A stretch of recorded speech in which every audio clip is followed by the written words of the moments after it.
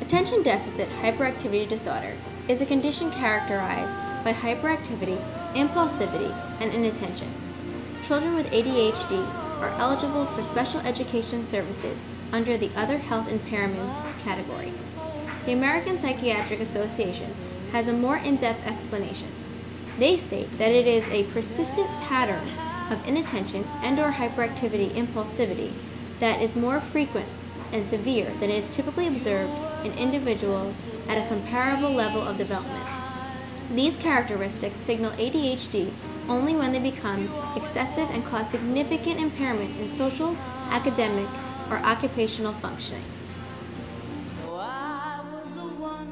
Children with ADHD are constantly stimulated by the environment around them, that they have trouble focusing on what the class is doing or what their parents are asking of them. Many of these students are particularly at risk for failing school, being suspended, abusing substances, dropping out of school, and having a high rate of conflicts with their families over doing chores and their homework assignments. Many of these students believe that they can never meet their parents' expectations. Also, because of the inattention and hyperactivity and poor social skills, children with ADHD may have trouble making and maintaining friendships. The three defining symptoms of ADHD are what cause children to have trouble at school. These symptoms are attention, or the inability to pay attention or focus, hyperactivity, or the impaired ability to sit or concentrate for long periods of time, impulsivity, or the impaired ability to control one's behavior. ADHD can majorly affect academic performance. It is much more difficult for these students to stay engaged and focus on the task at hand. They also tend to be disorganized and forgetful. Many of these students hand in sloppy work or forget about the assignment completely. ADHD also affects social interactions.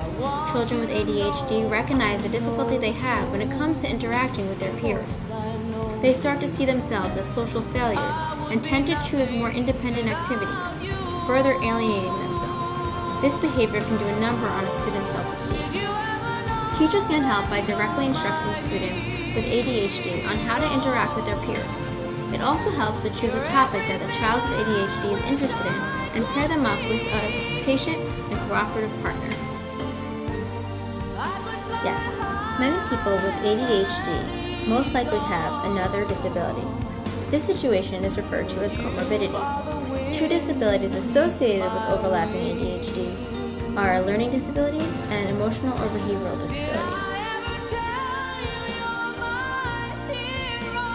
Little is known about the causes of ADHD. Many experts believe the condition is due to inherent differences in the way the brains of individuals with ADHD function. Researchers have tried to connect the lack of executive functioning skills that many children with ADHD exhibit to the cause. Executive functioning skills are associated with the frontal lobes and the prefrontal cortex of the brain.